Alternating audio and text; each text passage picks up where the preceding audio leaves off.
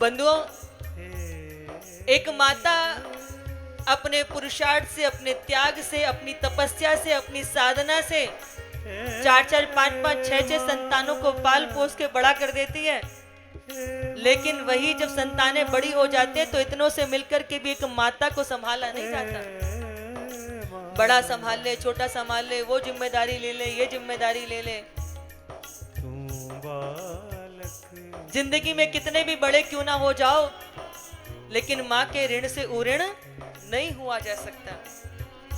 सादर भलई मिलई एक माता, भगनी मिलई बहुत मुस्काता। मुझे इस माता की बात से एक बड़ी सुंदर एक बहुत सुंदर भाव मुझे स्मरण हो गया। आप सभी ने राजा टोडरमल की कहानी सुनी होगी। नाम सुना है ना राजा टोडरमल का। बड़े वीर प्रतापी और बड़े बड़े धनी राजा थे राजा टोडरमल। तो जब वो अपनी मां के गर्भ में थे तो उनके राज्य पर शत्रुओं ने आक्रमण कर दिया। विधर्मियों के द्वारा आक्रमण हुआ, राजा परास्त हुए और महारानी उस समय गर्भवती थी। चाहा तो था कि राजा के साथ ही वो सती हो जाएं, लेकिन गर्भ से होने के कारण अगर मैं सती हो गई तो मेरे गर्भ में जो बालक है ये भी मेरे साथ चिता में जल जाएगा और इस राज्य का कोई वंश नहीं बचेगा। इसलिए महारानी ने अपनी उस इच्छा का गला घोट दिया और वो छिप करके अपनी ही एक दासी के घर में रहने लगी। धीरे धीरे समय बीतता चला और वहां एक बार बहुत पहुंचे हुए जो उनके पंडित थे वो आए। ज्ञात हुआ दासी के माध्यम से ऐसे ऐसे महारानी वहां है और अभी गर्भवती हैं। समय देख कर के वो वहां पहुंचे तो महारानी ने उनसे पूछा कि मेरी कोख में जो ये बालक आकार ले रहा है ये बड़े होकर के क्या बनेगा। तो उन्होंने बताया कि अगर इस बालक ने दिन में जन्म लिया तो ये बड़ा व्यापारी बनेगा, यदि इसने रात्रि में जन्म लिया तो ये डकैत बनेगा, पर यदि इसका भोर में जन्म हुआ तो ये फिर इस परंपरा को आगे ले जाने वाला बनेगा। महारानी ने उसी पल संकल्प ले लिया, चाहे कुछ भी हो जाए मैं अपने पुत्र को भोर में ही जन्म दूंगी। बंधुओं, धीरे धीरे धीरे धीरे समय व्यतीत होता चला गया और अब गर्भ परिपक्व हो गया तो माता को प्रसव की पीड़ा प्रारंभ हुई और अभी तो दिन ही था। सूरज का जो ताप था वो सिर पे चढ़ा हुआ था। महारानी को लगा अगर मैंने इसको अभी जन्म दे दिया तो ये तो व्यापारी बन जाएगा, मैं तो राजा के उस उत्तरदायित्व को निभा ही नहीं पाऊंगी। प्रसव पीड़ा इतनी भयानक। उसने अपनी दासी से कहा कि मैं अपने प्राणों को तो न्यौछावर कर सकती हूं, परंतु मैं ऐसा कार्य नहीं करूंगी कि दोपहर में बालक को जन्म दे दूं। उसने दासी से कहा कि मैं इस चारपाई पे लेट जाती हूं, तुम मुझे रस्सी से बांध करके इस चारपाई को उल्टा कर दो, यानी कि खड़ा कर दो। दासी बोली महारानी मैं ये अपराध नहीं कर पाऊंगी। हजारों बिच्छुओं जैसा दंश, कई बार तो प्रसव की पीड़ा में स्त्री अपने शरीर को भी छोड़ देती है और आप कहते हो कि मैं इस चारपाई से बांध करके आपको खड़ा कर दूं, यानी कि जब वो चारपाई को खड़ा करेंगे तो मुख सिर जो है वो नीचे को हो जाएगा, पैर ऊपर हो जाएंगे। महारानी बोली मैं ये कष्ट तो सह लूंगी परंतु इस दोपहरी में इसको जन्म नहीं दूंगी। दासी कहती है महारानी अभी भोर होने में तो बहुत समय है, प्राणों पर संकट है। महारानी बोली कि मैं इस संकल्प को तोड़ूंगी नहीं। वो महारानी चीखती रही, चिल्लाती रही, परंतु उसने दासी को आज्ञा दी कि अगर तुमने तनिक भी अपना उस नमक से प्रीति है तो मेरी आज्ञा का पालन करना पड़ेगा। वो दासी महारानी का नमक खाया था, महारानी को अपनी आंखों के सामने पीड़ित होती देखती रही, परंतु उनकी आज्ञा का अनुपालन करते हुए उसने महारानी की उस चारपाई को उल्टा सीधा खड़ा कर दिया। बंधुओं, धीरे धीरे धीरे वो रात्रि बीती। जैसे ही भोर की बेला आई, दासी ने उस चारपाई को नीचे किया और इसने उस प्रसव पीड़ा से के बाद अपने पुत्र को जन्म दिया।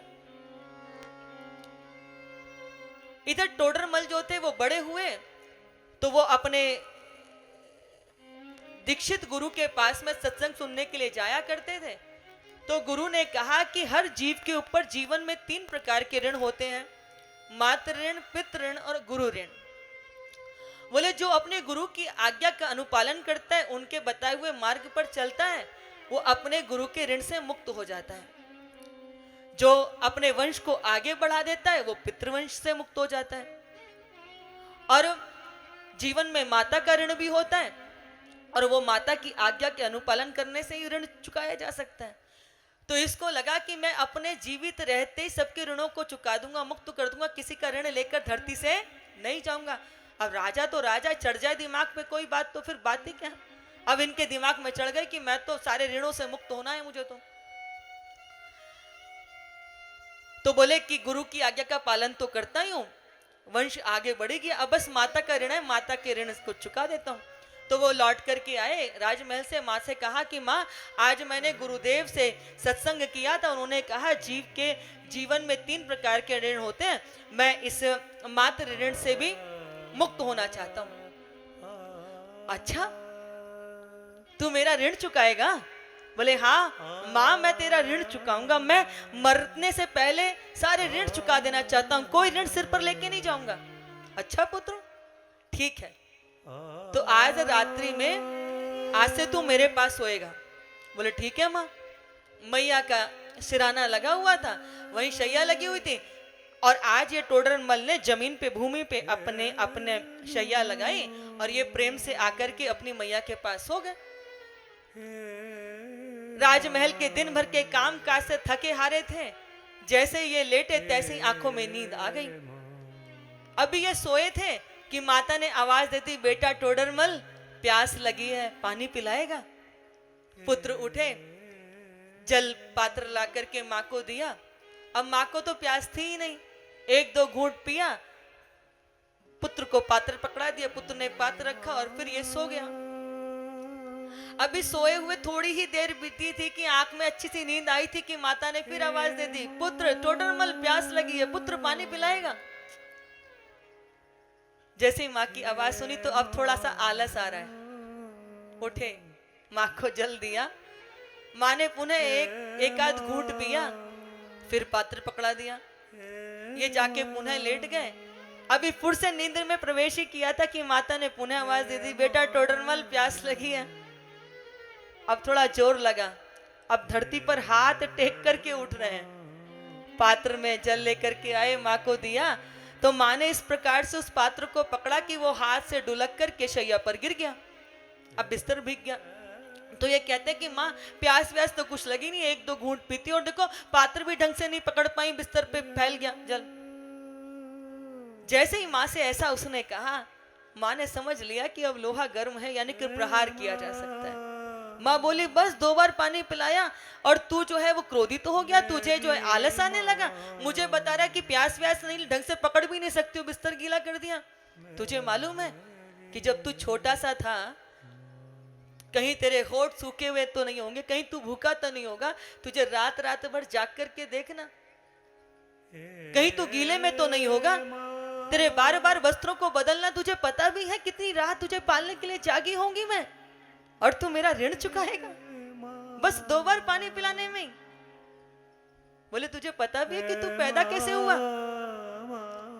आज टोडरमल की माँ ने बताया कि तेरा जन्म कैसे हुआ, और तू चला है माँ का ऋण चुकाने के लिए। सर्वस्व भी अर्पित कर दे तो भी माँ के ऋण से मुक्त नहीं हुआ जा सकता। इसलिए माताओं बंधुओं, गोस्वामी तुलसीदास की ये पावन कथा, इस कथा की किसी भी चौपाई को आप सुन लीजिएगा, हर चौपाई में अद्भुत वेदांत, भक्ति, सामाजिक जीवन कैसे जिए उसका सार भरा हुआ है। परम पूज्य दीदी माँ कहा करते हैं कि मंदिर में जाकर कितने भी महादेव को मना लीजिए, पार्वती जी की पूजा कर लीजिए, पर आपके असली महादेव आपके माता पिता ही हैं। यदि घर में उनका तिरस्कार करोगे, उनका अपमान करोगे, उनकी उपेक्षा करोगे, और जाकर के मंदिर में महादेव को मनाओगे तो ऐसी पूजा कभी प्रभु स्वीकार करने वाले नहीं है।